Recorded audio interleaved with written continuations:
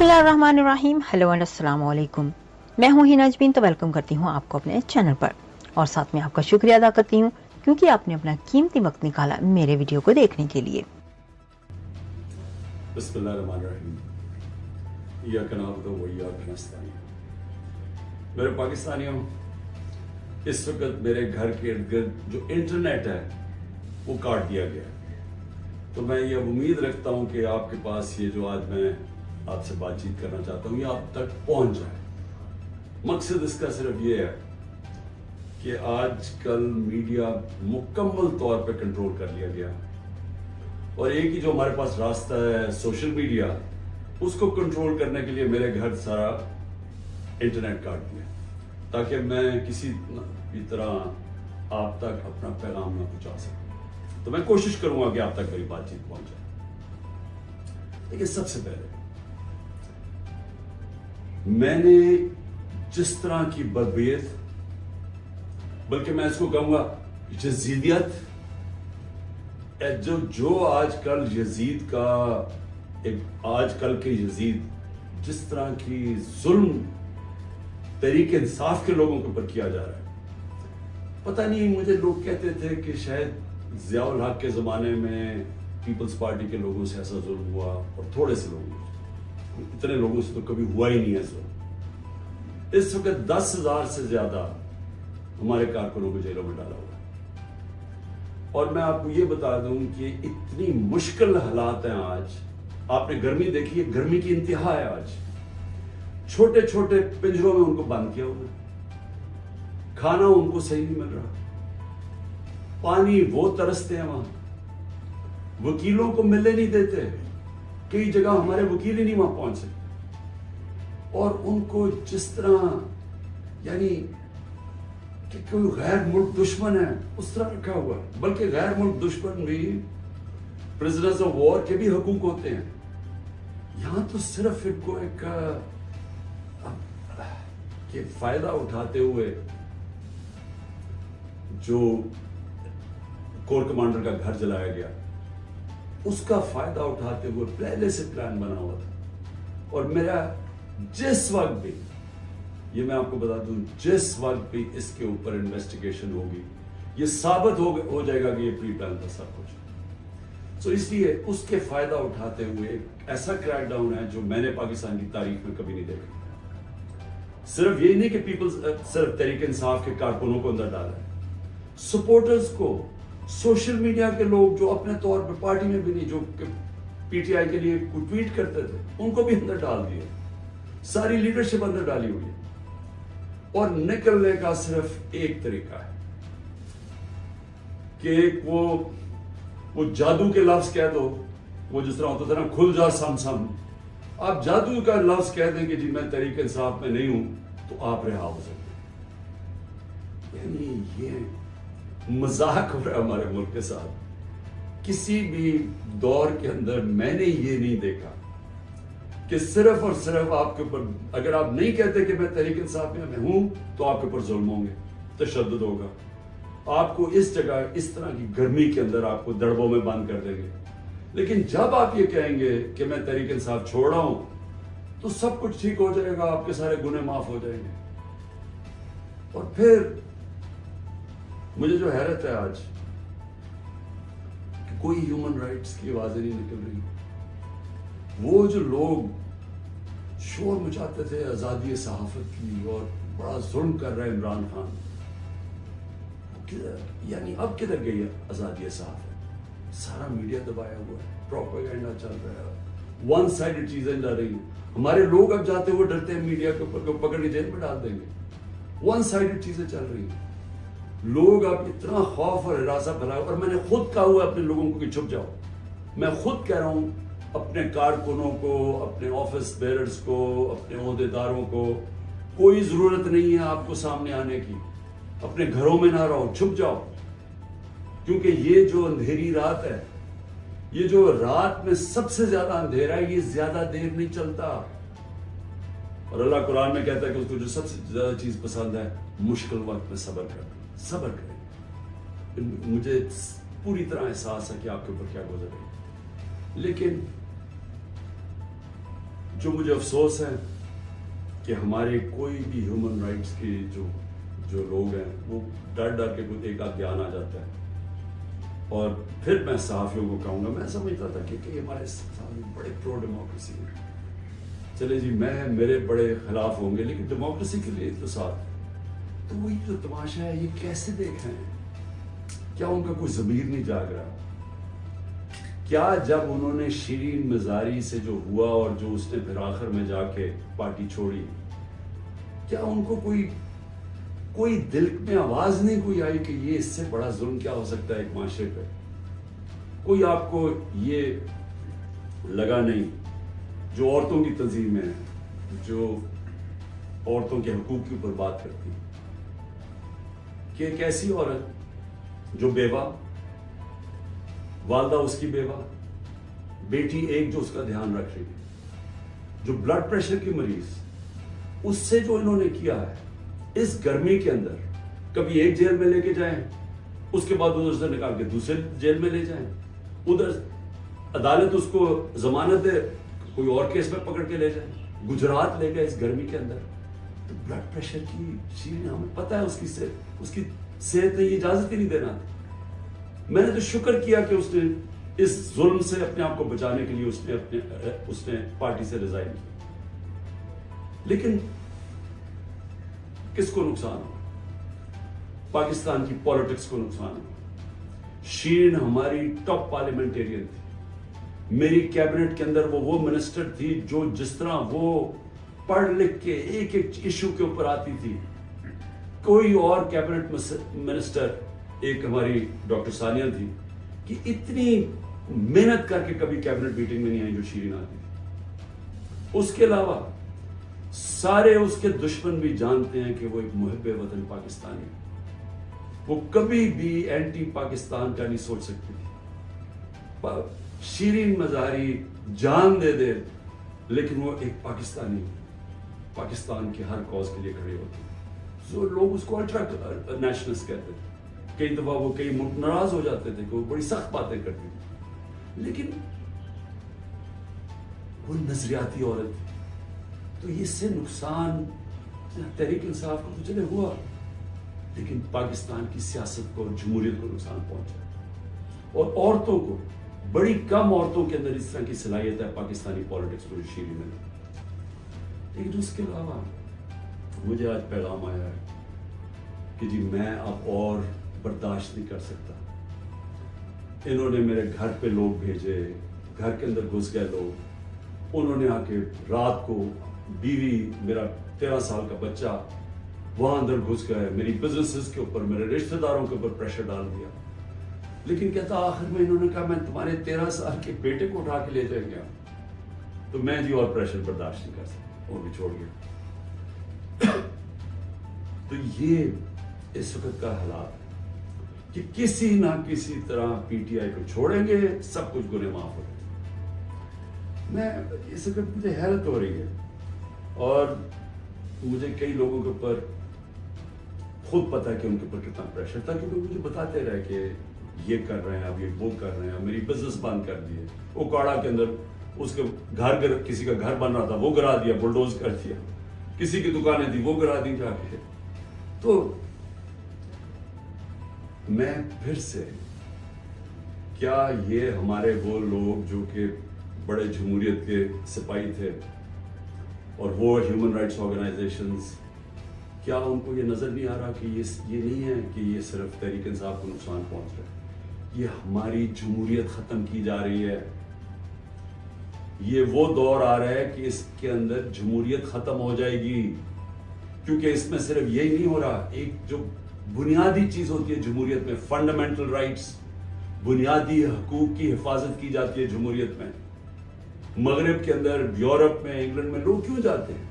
अपने टैक्स दें, कानून ना तोड़े, आज़ाद होते हैं, कोई उनके बुनियादी हकूक के खिलाफ नहीं जा सकता, वो अदालत उनकी हिफाजत करती है। तो बुनियादी हकूक ही खत्म हो गए, फंडामेंटल राइट्स का मायने खत्म हो गया यहाँ। यानी जो मीडिया से इन्होंने किया, इमरान रियाज से क्या किया? इमरान रियाज सबसे ज्यादा उसकी यूट्यूब के ऊपर व्यूअरशिप थी, اس کو ابھی تک عدالتوں نے بار بار کہا کہ ہمارے سامنے اس کو پیش کرو. کیوں نہیں پیش کر رہے؟ مجھے خوف ہے کہ اس کے اوپر تشدد اتنا کیا ہوگا کہ وہ عدالت میں لاتے ہوئے سے ڈر رہے ہیں. یہ ارشد شریف کے بعد یہ دوسرا ہے کہ ارشد شریف سے جو انہوں نے کیا ہے. تو کدھر ہے ہماری صحافی کمیونٹی؟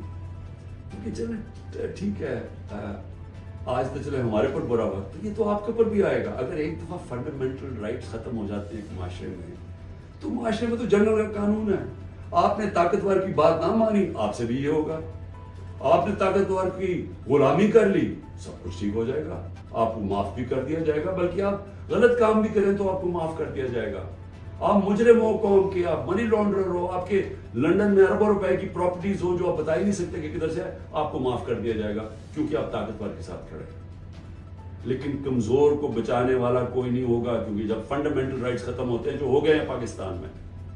اور مجھے یہ ابھی تک بتائیں، 25 لوگ شہید ہوئے، 69 لوگوں کو گولیاں ماری گئی. کون سی جمہوریت ہے جدھر اس کے اوپر انویسٹیگیشن نہیں ہوتی؟ کیوں نہیں اب تک انویسٹیگیشن ہوئی لوگوں کے اوپر؟ وہ کون لوگ تھے؟ وہ پاکستانی تھے، ان کے حقوق ہیں، ان کے ماں باپ ہیں، کئیوں کے بیچارے بچے تھے جو وہ ایک روزی کمانے والا تھا، ان کو سیدھی گولیاں ماری گئی. کوئی انویسٹیگیشن ہوگی؟ کیونکہ اگر آپ یہ انویسٹیگیشن آج نہیں کریں گے، یہ آگے ہوگا. ہو سکتا ہے کہ آگے آپ ان گولیوں کو نشانہ بن جائیں.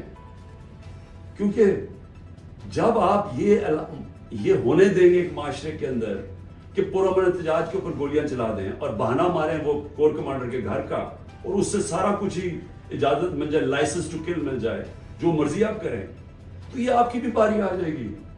اس لیے آج ہمیں فوری طور پہ انویسٹیگیشن کرنی چاہیے ان لوگوں کی جو صرف یہی نہیں کہ جو 25 لوگ شہید ہوئے ہیں سیدھی گولیوں سے، وہ لوگ جو کہ ہاسپٹل میں پڑے ہوئے ہیں. 2 کی مجھے پتا چلا ہے، کیونکہ ہمیں پتہ ہی نہیں اب چلتا کچھ، کیونکہ سارے کارکن یا چھپ گئے یا جیلوں میں ڈال دیے ہیں.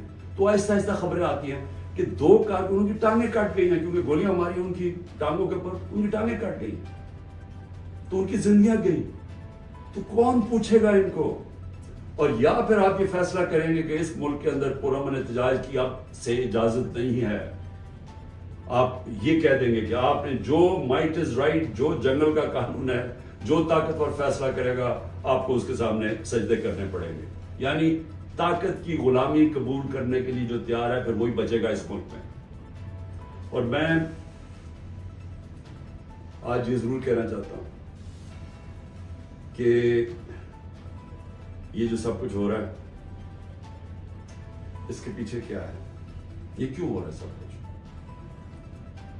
یا تو چلے یہ سب کچھ ہو رہا ہو اور پاکستان کو اس سے کوئی فائدہ ہو رہا ہو، یا اس سے کوئی موڈ چینج آ جائے، یا اس سے ایک دم یہ ہو، یہ جو ہمارے لوگوں کو چینج کر رہے ہیں، وہ پالیٹکس چھوڑ رہے ہیں، پی ٹی آئی کے لوگ جو میں پالیٹکس چھوڑ رہا ہوں، وہ پریشر کے اندر سارے ہاتھ کھڑے کر رہے ہیں، تو کیا اس سے یہ ہوگا کہ پارٹی ختم ہو جائے گی؟ جو بھی یہ سوچ رہا ہے، جس کی بھی یہ سوچ ہے، خدا کے واسطے اپنا ذہن کو، اپنا ہیڈ ایگزامن کرواؤ، سوچو اس کے اوپر کہ آپ کیا کر رہے ہیں. کبھی آئیڈیا بھی مارا جاتا ہے ظلم سے، یعنی کبھی ایک نظریہ بھی اس طرح ختم ہوتا ہے. یہ جانوروں اور انسانوں میں فرق ہے. بھیڑ بکریوں کو آپ ڈنڈے ماریں وہ سارا اس طرف لگ جائیں گے جدھر آپ چلائیں گے، لیکن یہ انسان ہے. اور جب انسانوں کے اندر ایک آئیڈیا آ جاتا ہے آزادی کا، وہ آپ ختم کر ہی نہیں سکتے. آپ جتنا مرضی ظلم و تشدد کریں، یہ آئیڈیا ختم نہیں ہونے لگا. اگر یہ آئیڈیا ختم ہونا ہوتا تو مقبوضہ کشمیر میں آج وہ ہاتھ کھڑا کر کے اور آرام سے چپ کر کے قبول کر لیتے ہندوستان کی غلامی. 1 لاکھ سے اوپر کشمیری شہید ہو چکا ہے. کشمیریوں کے اوپر جو ہم آج ہمارے پہ ظلم ہو رہا ہے، یہ کشمیری 30 سال سے ہو رہا ہے ان کے اوپر. ان کے بھی گھروں میں گھس جاتی ہے رات کو پولیس، لوگ اٹھا کے لے جاتے ہیں، نوجوانوں کو اٹھا کے لے جاتے ہیں، جیلوں میں ڈال دیتے ہیں. ان کو بھی کوئی پوچھنے والا نہیں ہے، ان کے بھی کوئی فنڈامنٹل رائٹس نہیں ہے. ان کے سارے لیڈروں کو بند کر دیا ہے. وہاں بھی میڈیا کے اوپر کنٹرول کیا ہوا ہے. لیکن جس وقت جس وقت موقع ملے گا کشمیریوں کو اپنی آواز سنانے کا، ایک آواز سے سارا کشمیری کہے گا آزادی، ایک آواز سے کہیں گے آزادی۔ انہوں نے جتنی بربریت کی ہے ہندوستان نے وہاں، اس کا کیا ہوا؟ اس کا نتیجہ یہ ہوا ہے کہ جو پرو انڈین پولیٹیشین تھے وہی ختم ہو گئے ہیں۔ اب جو انڈیا کی بات کرتا ہے اس کو کوئی ووٹ ہی دینے کے لیے نہیں تیار، تو بجائے وہ ان کو یعنی کامیاب ہونے کے، انہوں نے اور ہی کشمیری لوگوں کو آزادی کی طرف دھکیل دیا۔ یہی ہو رہا ہے پاکستان میں۔ آپ جتنا مرضی یہ کریں گے، کبھی کوئی پارٹی جس کا جب ووٹ بینک بن جاتا ہے، جو آج ماشاءاللہ تحریک انصاف کا بن گیا ہے، ان حربوں سے اس کو آپ ختم نہیں کر سکتے۔ یہ بڑھتی جائے گی اب پارٹی۔ لوگوں کے اندر غصہ ہے، یہ جو دیکھ رہے ہیں تماشا، کیا لوگ بیوقوف ہیں؟ ان کو نظر نہیں آ رہا کیا ہو رہا ہے؟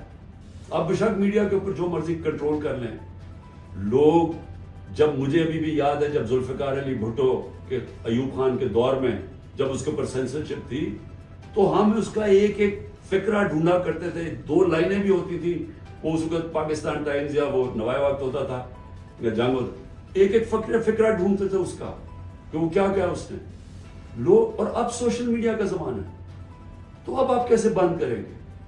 لوگوں کو تو انفارمیشن اب مل رہی ہے، لوگوں کو تو یہ پتا چل گیا کہ یہ سارا سٹیج مینج تھا، یہ پوری کانسپریسی کی ہوئی تھی، پری پلان بنا ہوا تھا۔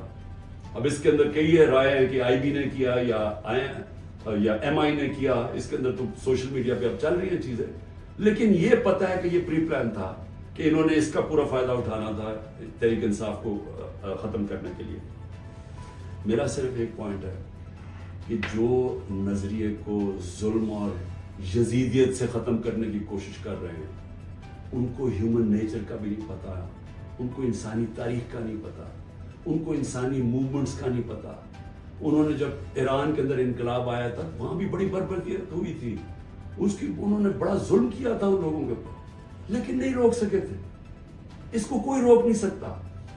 میری یہ بات مان لیں، اس وقت یہ سارے لوگوں کو آپ پکڑتے جائیں، ہمارے سارے پارٹی کے، اور میں ویسے آج سلام کرتا ہوں ان لوگوں کو کہ اتنے پریشر کے باوجود ہماری لیڈرشپ کھڑی ہے، آج کہتی نہیں ہم تحریک انصاف میں ان کو خاص طور پہ سلام کرتا ہوں، کیونکہ مجھے پتہ ہے ان کے اوپر کیا گزر رہی ہے۔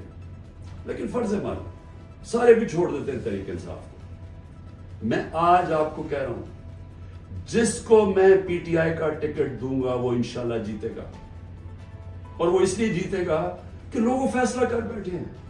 مجھے یہ بتائیں، کبھی ہوا ہے پاکستان کی تاریخ میں کہ پی ڈی ایم پارٹیز کے ساتھ اس وقت اسٹیبلشمنٹ جڑی ہوئی ہے، ان کے ساتھ الیکشن کمیشن جڑی ہوئی ہے، ان کے ساتھ آئی بی اور ایف آئی اور ساری ایجنسی جڑی ہوئی ہے، ان کے ساتھ سارا جو گورنمنٹ کا یہ جو کیئر ٹیکر گورنمنٹس ہے، یہ پوری طرح کبھی ہوا ہی نہیں ہے۔ Care taker government funds in کو دے رہی ہیں، سب کچھ ان کی مدد کر رہی ہیں، پھر کیوں الیکشن سے بھاگ رہے ہیں؟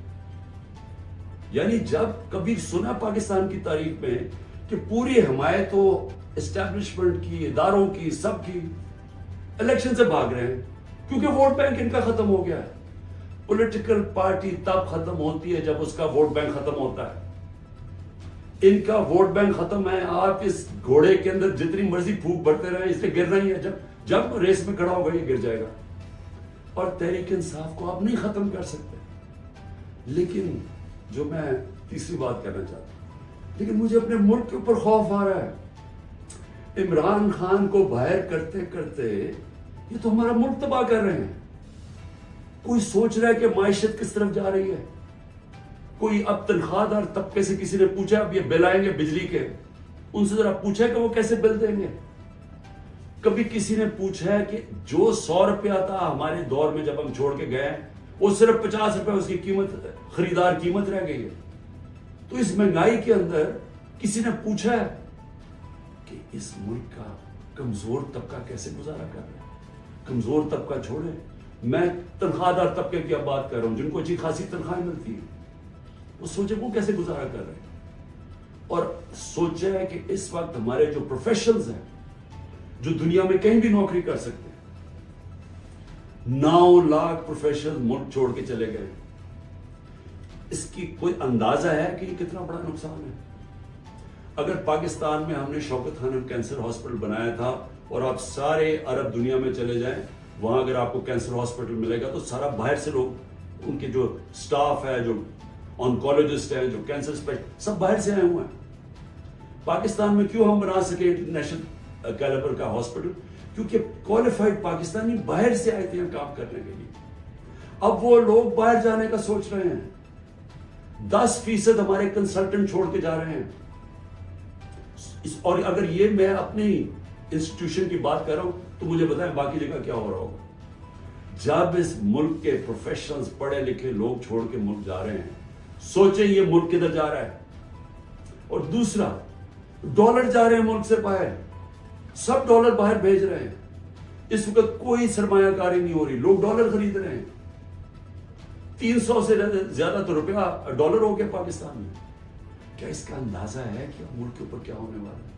نہ کوئی انویسٹمنٹ آ رہی ہے, کوئی سرمایہ کاری نہیں آ رہی, نہ پاکستان کے اندر کوئی سرمایہ کاری کرنا چاہتے نہ باہر. وہ ڈالر پکڑ کے بیٹھ گئے. نہ لوگ, نہ باہر سے کوئی کمرشل بینک پیسے دینے کے لیے تیار ہے, نہ باہر سے کوئی انویسٹر آنے کے لیے تیار ہے. اور سارے جو پاکستان کے ہم ریکارڈ انڈیکیٹرز چھوڑ کے گئے تھے, ریکارڈ پہ ایکسپورٹس تھی, آج ایکسپورٹس گر رہی ہیں. ریکارڈ پہ ریمیٹنسز تھی, وہ آج ریمیٹنسز گر رہی ہیں. ریکارڈ ٹیکس کلیکشن تھی, آج ٹیکس کلیکشن گر رہی ہے. آئی ٹی 75% ہماری ایکسپورٹس بڑھی تھی, فیوچر ٹیکنالوجی کا, وہ آج نیچے چلی گئی ہے.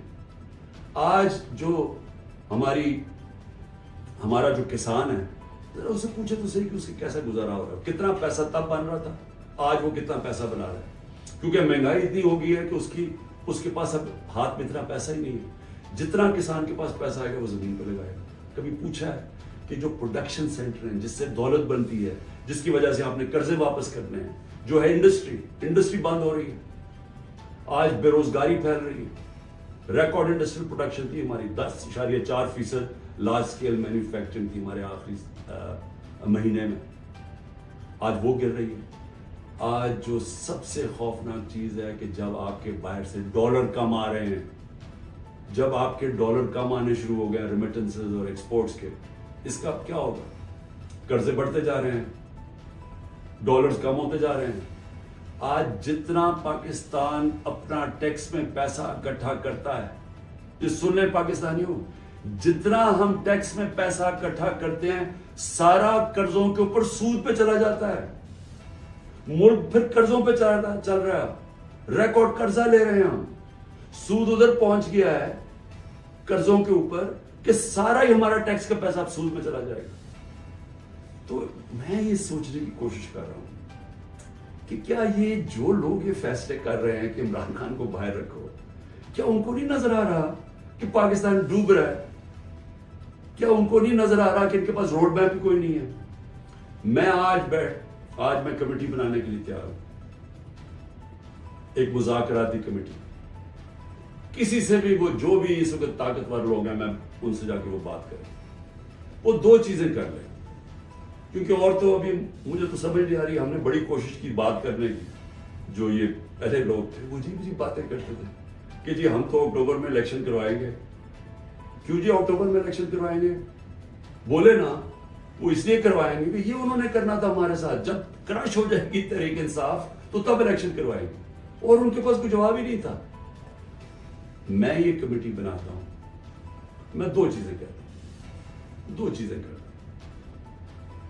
اگر اس کمیٹی کو یہ بیٹھ کے کہہ دیں کہ جی عمران خان کے بغیر پاکستان بہتر ہو جائے گا اور آپ کے پاس کوئی سلوشن ہے, میں پھر سے کہتا ہوں کہ اس ملک کی خاطر میں چھوڑ دیتا ہوں, میں پیچھے ہٹ جاتا ہوں.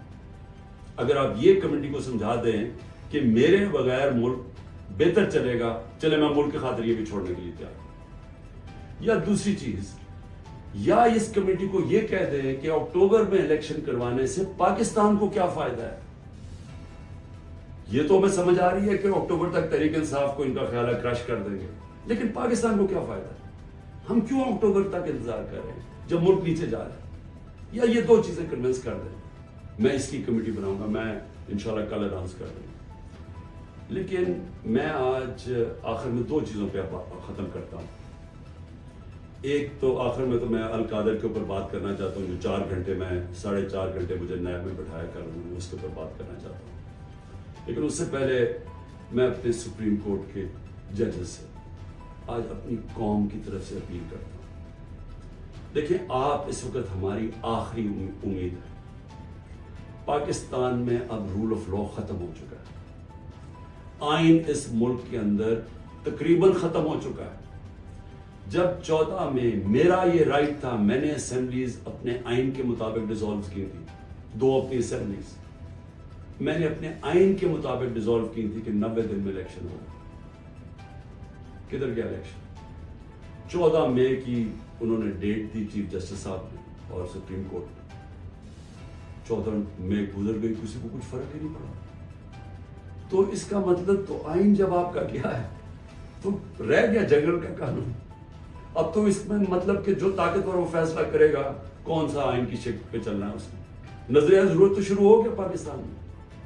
میں اپنے سپریم کورٹ کے ججز سے، مجھے پتا ہے آپ کے اندر اختلافات، دیکھیں ملک کے لیے بہت ضروری ہے۔ آپ نے اگر اس ملک کی جمہوریت کو نہ بچایا اور آخری امید اب آپ رہ گئے، یہ تاریخ آپ کو معاف نہیں کرے گی، کیونکہ جا رہا ہے جس طرح پاکستان جا رہا ہے، یہ ساری ہماری ڈیموکریسی کو ڈسمینٹل کیا جا رہا ہے۔ سارے جو جمہوریت کے ادارے ہیں وہ ایک ایک کر کے تباہ کیے جا رہے ہیں۔ یہ جمہوریت نہیں ہے اب۔ ہم تو میں بیٹھا ہوتا ہوں ہر روز کس دن آ کے مجھے پکڑ لیں گے، ایک دم انٹرنیٹ بند کر دی پکڑ کے، یعنی کون سی جمہوریت میں ہوتا ہے؟ سارے لوگوں کو جیلوں میں ڈال دے، مجھے یہ نہیں پتا میں اب کسے کانٹیکٹ کسے کروں، میرے سے کانٹیکٹ ہی کوئی نہیں ہو رہا، نہ مجھے لیڈرشپ ملتی ہے نہ کوئی ملتا ہے۔ جو میں زوم پہ میٹنگ کرتا تھا انہوں نے وہ انٹرنیٹ بند کر زوم ہی ختم کر دیے۔ تو میں تو تیار بیٹھا ہوں کہ جو بھی کرنے کے لیے آئیں گے، جب بھی پکڑے گے، میں تو خیر تیار بیٹھا ہوں، ہر روز تیار ہوتا ہوں۔ لیکن میں آپ سے سپریم کورٹ کے ججز صاحبان، دیکھیں قوم آپ کی طرف دیکھ رہی ہے اور یہ آپ کی یونٹی اس قوم کے لیے بہت ضروری ہے۔ آپ کے اوپر اب ہے کہ اس ملک کی جمہوریت کے لیے سٹینڈ لیں۔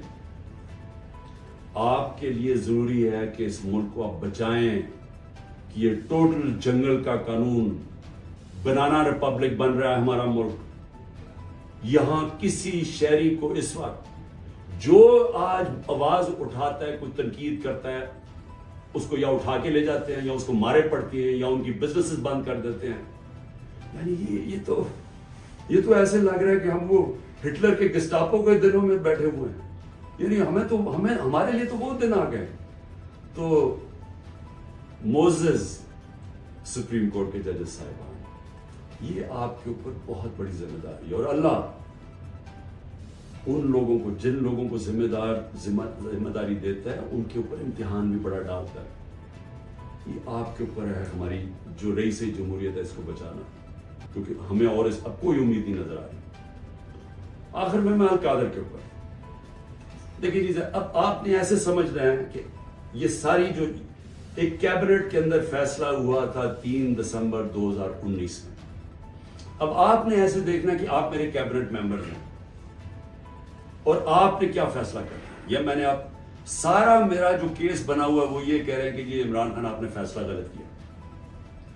آپ نے یہ فیصلہ اس لیے کیا کہ وہ القادر ٹرسٹ جو 1 سال پہلے بننا شروع ہو گیا تھا، آپ نے فیصلہ کیا اور اس کی گراؤنڈ بریکنگ ہو گئی تھی اس سے 7 مہینے پہلے، لیکن یہ کہہ رہے ہیں کہ وہ القادر ٹرسٹ میں کیونکہ آپ کو فائنینشلی فائدہ ہوا جو کہ نہیں ہوا، اس لیے آپ نے یہ غلط فیصلہ کیا۔ اب یہ فیصلہ کیا تھا ذرا آپ نے سمجھنا کہ آپ میرے کیبنٹ ممبر ہیں۔ کیبنٹ کے سامنے یہ چیز رکھی گئی کہ جی ہمارے ایک ملک ریاض کے اور این سی اے ہوتا ہے نیشنل کرائمز، ان کی نیشنل کرائم ہوتی ہے ایجنسی، وہ این سی اے نے ملک ریاض کے پیسے فریز کر دیے 190 ملین پاؤنڈ انگلینڈ کے اندر، اور ورڈ یہ سنا انہوں نے کہا یہ سسپیشس ٹرانزیکشن ہے۔ انہوں نے منی لانڈرنگ نہیں کہا، انہوں نے کہا کہ ہمیں شک ہے کہ یہ پیسہ یہ وائٹ پیسہ نہیں ہے، بلیک کا پیسہ۔ انہوں نے پیسے فریز کر دیے۔ ملک ریاض اور این سی اے کے بیچ میں ایک اگریمنٹ ہو جاتی ہے، ان کے وکیل اگریمنٹ کر لیتے ہیں۔ اس اگریمنٹ کے تحت یہ فیصلہ ہوتا ہے، ملک ریاض کہتا ہے کہ یہ جو 190 ملین پاؤنڈ ہے، یہ میں پاکستان میں جو میں نے سپریم کورٹ کو وعدہ کیا تھا، جو میرے پر جرمانہ لگا تھا، میں یہ اس اکاؤنٹ پہ ڈالنا چاہتا ہوں سپریم کورٹ کے. ہماری کیبنٹ کے سامنے اب یہ آتا ہے کہ آپ کے پاس دو چوائسز ہیں. اگر آپ اس کو یہ اگریمنٹ کو کانفیڈینشل رکھیں گے, یعنی آپ کیبنٹ کے اندر کھولیں گے نہیں, کیونکہ انہوں کا یہ تھا کہ جب کیبنٹ میں اگریمنٹ کھلے گی تو وہ پبلک ہو جائے گی, کیونکہ کیبنٹ کے منٹس پبلک ہو جاتے ہیں. تو انہوں نے کہا کیونکہ وہ پبلک ہو جائے گی اس لیے ہم اس کو کانفیڈینشل رکھتے ہیں, لیکن اگر عدالت کھولنا چاہے تو وہ کھول سکتی ہے, یا کوئی ایجنسی نیب کوئی کھولنا چاہے کھول سکتی ہے. یہ تھی اگریمنٹ. لیکن اگر آپ یہ نہیں مانتے, آگے ذرا غور سے سنیں, اگر آپ اس کو کانفیڈینشل نہیں رکھتے تو آپ کو پاکستان کی گورنمنٹ کو برطانیہ کے اندر جا کے کیس کرنا پڑے گا کہ یہ جو 190 ملین پاؤنڈ ہے یہ پاکستان سے منی لانڈرنگ ہو کے گیا, اور آپ کو ثابت کرنا پڑے گا کہ یہ پاکستان سے منی لانڈرنگ ہوئی ہے. اب سمجھ گئے؟ اب اگر آپ یہ کیس ہار گئے تو یہ پیسہ انگلینڈ میں رہ جائے گا, یہ آپ کا 190 ملین پاؤنڈ چلا جائے گا, یہ انگلینڈ میں رہ جائے گا. تو اگر آپ کو کیس جیت جاتے ہیں تو پھر وہ پاکستان میں آئے گا, اور وہ دوسری مد میں آئے گا. وہ آئے گا اس مد کے اندر کہ یہ جو سپریم کورٹ کی جو اکاؤنٹ ہے اس میں نہیں جائے گا, وہ گورنمنٹ پاکستان کو آ جائے گا منی لانڈرنگ. اب کیبنٹ کے اندر ڈسکشن کیا ہوتی ہے؟ ہمیں بتایا جاتا ہے کہ $100 ملین پاکستان لٹیگیشن میں, یعنی ہم وکیلوں کو دے بیٹھے ہیں اور پیسہ ڈوب چکا ہے $100 ملین, اور کچھ نہیں ہمیں ملا واپس. ہمیں لیگل ایکشن سے آج تک ایک آنا نہیں ملا, اور انہوں نے کہا یہ 5-6 سال لٹیگیشن چلے گی, اور کوئی گارنٹی نہیں ہے کہ آپ ثابت کر سکیں گے کہ جی منی لانڈرنگ کا پیسہ ہے آپ یہ, اور اگر آپ نے ثابت نہ کیا تو یہ پیسہ انگلینڈ چلا گیا. اب یہ تھا کیبنٹ نے کیا فیصلہ کیا, آپ کیا فیصلہ کریں گے کہ کیا مجھے 190 ملین پاؤنڈ مل رہے وہ پاکستان آ جائے اسی وقت؟ ہمیں بڑی ڈالرز کی ضرورت تھی, ہمیں ہمیشہ ہوتی ہے, آج بھی ہمیں ڈالرز کی ضرورت ہے, اور کبھی اتنا پیسہ پاکستان نہیں آیا. کیا ہم اس پیسے کو فوری طور پہ لے آئیں اور اسٹیٹمنٹ میں کر دیں, یا پھر ہم قانونی کارروائی میں پڑیں جو کہ 5-6 سال چلے گی اور پتہ نہیں پیسہ آئے گا نہیں؟ مجھے ایک آدمی بتا دیں کہ جو اس سے اختلاف کرے گا کہ وہ پیسہ پاکستان لے آئے. میں پوچھنا چاہتا ہوں کہ کون سا احمق ہوگا جو پتا ہوگا کہ آپ نے کیس بھی نہیں, یعنی کون سا یہ جوا کھیلے گا اور 5-6 سال انتظار کرو اور ہو سکتا ہے پیسہ ہی نہ آئے. تو ساری کیبنٹ نے فیصلہ کیا کہ جناب ٹھیک ہے, کانفیڈینشیل اگریمنٹ ہم مان لیتے ہیں, پیسہ پاکستان آ جائے. پیسہ پاکستان آ گیا, اسٹیٹ بینک کے اندر ڈپازٹ ہو گیا, سپریم کورٹ کے اندر وہ پیسہ ڈپازٹ ہو گیا 190 ملین پاؤنڈ. اب اگلی بات, اب نیب مجھے کہہ رہی ہے کہ آپ نے یہ اس لیے بدنیتی سے کیا کیونکہ آپ نے ملک ریاض نے آپ کے لیے القادر ٹرسٹ جو ہے وہ اس نے جو سارا اس کا اسپانسر وہ تھا, تو آپ نے اس کو فائدہ پہنچانے کے لیے کر دیا. یہ سوال بڑا سمپل ہے. آج آپ کے پاس 190 ملین پاؤنڈ پڑا ہوا ہے سپریم کورٹ میں, نیب آج کہے کہ یہ غلط مات میں پیسہ آ گیا ہے, آپ جا کے انگلینڈ کے اندر کیس کریں اور ثابت کر دیں کہ منی لانڈرنگ کا پیسہ, اور وہ ادھر سے ادھر چلا جائے گا. یعنی آپ کو کون روک رہا ہے اس چیز میں؟ کیونکہ آپ نے صرف ثابت کرنا ہے کہ منی لانڈرنگ کا پیسہ, جا کے کیس کر کے کر دیں, پیسہ تو پاکستان آ گیا. تو کون چیز کیا آپ کو روک رہی ہے؟ اگر آپ یہ سمجھتے ہیں کہ غلط مت میں چلا گیا تو آپ کے پاس تو اپرچونٹی ہے, نیب تو کوئی کر سکتا ہے, کیوں نہیں کیا ابھی تک کیس؟ صرف مجھے ذلیل کرنے کے لیے, اور یہ کہہ رہے ہیں کہ مجھے ذاتی طور پہ فائدہ ہوا. اب القادر کیا ہے؟ میں نے یہ فیصلہ کیا تھا کہ جب بھی مجھے اللہ نے موقع دیا, دو چیزیں میں نے کی. رحمت للعالمین اتھارٹی سیٹ اپ کی کہ میں اپنے بچوں کو سیرت نبی اسکولوں سے شروع کریں, ریسرچ کروائیں, ہمارا کیریکٹر بلڈنگ شروع ہو, ہماری اخلاقیات بالکل ختم ہو چکی ہے, اس کو ہم اٹھائیں اپنے نبی کی سیرت کے ذریعے. اور دوسرا میں نے یہ یونیورسٹی رحمت اللہ عالمین اتھارٹی, اور یہ دوسرا یونیورسٹی کا سوچا, القادر یونیورسٹی, جس میں ہم نے کوشش یہ کی کہ سیرت نبی کے اوپر ہم ریسرچ کریں. انٹرنیشنل اسکالرز کو میں نے انگیج کیا, اور پھر ٹیکنالوجی بھی پڑھائی جائے بچوں کو. یہ اس کا مطلب تھا کہ ماڈرن ٹیکنالوجیز بھی پڑھائیں, آرٹیفیشل انٹیلیجنس ایسی, اور ساتھ ساتھ اپنی لیڈرشپ ڈیولپ کریں سیرت نبی کے اوپر, ان کے کیریکٹر کے اوپر, اور لوگوں تیار کریں. میری جو بیوی بشرا بیگم، ان کے اوپر وارنٹ نکال دیے گئے. کس چیز کے؟ کہ وہ ایک ٹرسٹی ہے. ان کو میں نے ٹرسٹی رکھا. کیوں ٹرسٹی رکھا؟ کیونکہ سیرت نبی میں ان کو انٹرسٹ ہے. انہوں نے بڑی پڑھا ہوا ہے اس چیز کے اوپر. انہوں نے پڑھا، یعنی وہ ان کا شوق ہے کہ یہ سیرت نبی پھیلائی جائے، تو اس کو ٹرسٹی رکھتے ہیں.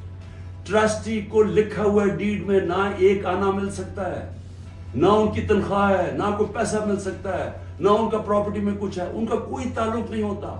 ٹرسٹی کا صرف کام ہوتا ہے کہ جس وجہ سے ٹرسٹ بنا تھا، مثلا شوکت خانم ہے، تو شوکت خانم اگر غریبوں کا 75% مفت علاج ہونا تھا کینسر کا، تو یہ نہ ہو کہ وہ 50% کر دے. یعنی اس لیے ہوتا ہے ٹرسٹ. جو پالیسیز ہوتی ہیں وہ باقی پروفیشنل چلایا جاتا ہے، چاہے وہ القادر ہو، چاہے نمل یونیورسٹی، چاہے شوکت خانم. نہ مجھے 1 روپے کا فائدہ آج تک شوکت خانم سے ہوا، نہ نمل یونیورسٹی سے ہوا، نہ القادر سے ہوا. کیونکہ القادر ایک پروفیشنل اب وہ چل رہا ہے، وہاں سارے بچوں کو مفت تعلیم مل رہی ہے، جو بھی القادر میں پڑھ رہے ہیں سب کو مفت مل رہی ہے. اور ان کو جس طرح میں نے آپ کو کہا کہ اس کا مقصد تھا، یہ کہہ رہے ہیں نیب کہ مجھے ذاتی طور پہ فائدہ ہوا. کدھر؟ اچھا کیونکہ پیسے کا تو کوئی بتا نہیں سکتے، مجھے کیا پیسے کا فائدہ ہوا؟ تو کہہ رہے نہیں، سیاسی طور پہ آپ کو فائدہ ہوا کہ جس طرح القادر سے میری سیاست چل گئی. یہ ہے کیس. میں صرف آپ کو بتانا چاہتا تھا کہ اتنا پروپیگنڈا ہو رہا ہے، لوگوں کو بتا. 4.5 گھنٹے مجھے نیب میں بٹھایا اور بار بار یہی پوچھتے رہے کہ جی دیکھیں آپ کو تو اس سے بڑا فائدہ ہوا ہے. اور ملک ریاض کو آپ نے کیوں کیا؟ بھئی ملک ریاض کو اس لیے کیا کہ پاکستان کے سب سے بڑا بلڈر ہے وہ ہے ملک ریاض. اور ملک ریاض میرا کیا انٹرسٹ تھا؟ وہ اس کے پاس جو موبلائزنگ اکوپمنٹ ہے وہ سب سے تیزی سے کام کرتا ہے. یعنی وہ اگر آپ اسے کہے کوئی اتنی تیز کام نہیں کرتا جتنا ملک ریاض کی کنسٹرکشن کرتی ہے. میرا انٹرسٹ کیا تھا کہ وہ جلدی سے سیٹ اپ ہو القادر، جتنی جلدی سیٹ اپ ہو، اور میں اگر پرائم منسٹر تھا میں ان کو فائدہ پہنچا سکوں، انٹرنیشنل اسکالرز لا سکوں ہوتے وہ اس وقت. میرا تو صرف یہ انٹرسٹ تھا. اور مجھے اس سے کیا انٹرسٹ ہے؟ جس طرح ہر سال شوکت خانم میں 9 ارب روپیہ اکٹھا ہوتا ہے، تو کیا وہ میری ذات کے لیے ہو رہا ہے؟ اس لیے میں چاہتا تھا کہ میں آپ کو کلیئر کر دوں کہ جس طرح کی کوششیں کی جا رہی ہیں، اور مجھے جو انہوں نے پکڑا تھا نیب میں وہ اتنی بدنیتی تھی کہ انہوں نے 28 کو ایک دم میری جو انکوائری کو انویسٹیگیشن میں بدل دیا. مجھے انکوائری رپورٹ ہی نہیں دکھائی، اور 28 کو انکوائری سے انویسٹیگیشن کرتے ہیں، 1 تاریخ کو میرا وارنٹ نکال دیتے ہیں، اور مجھے پتہ ہی نہیں ہے. قانون کہتا ہے کہ انکوائری میں میرا جواب آنا چاہیے.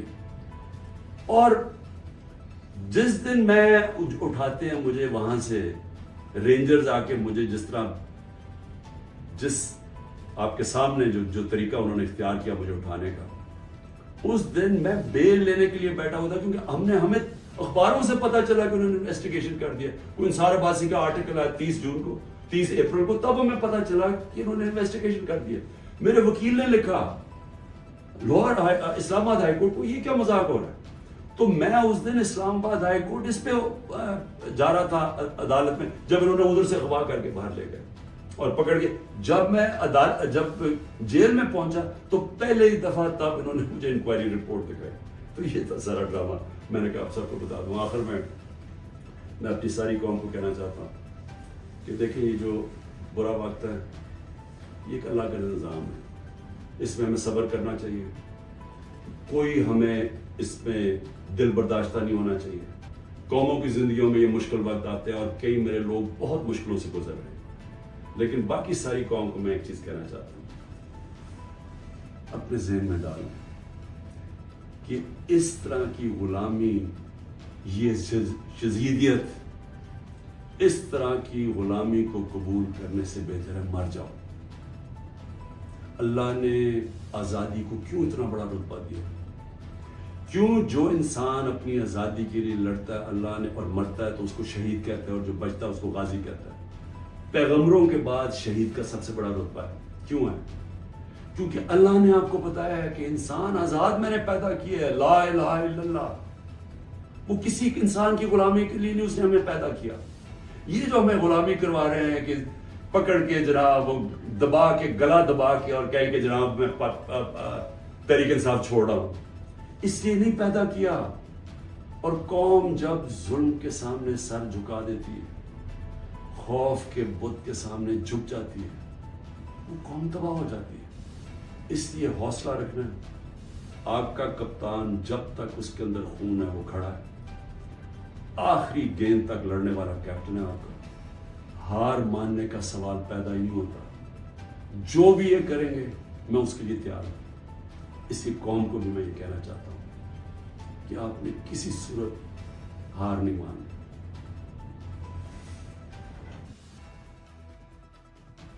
جانے سے پہلے اگر آپ نے میرے چینل کو ابھی تک سبسکرائب نہیں کیا تو پلیز کائنڈلی کر لیجئے گا. اور جی ہاں, اپنا بہت سا خیال رکھیے گا, ہمیشہ خوش رہیے گا. نیکسٹ ویڈیو تک کے لیے مجھے اجازت دیجیے گا. اللہ حافظ.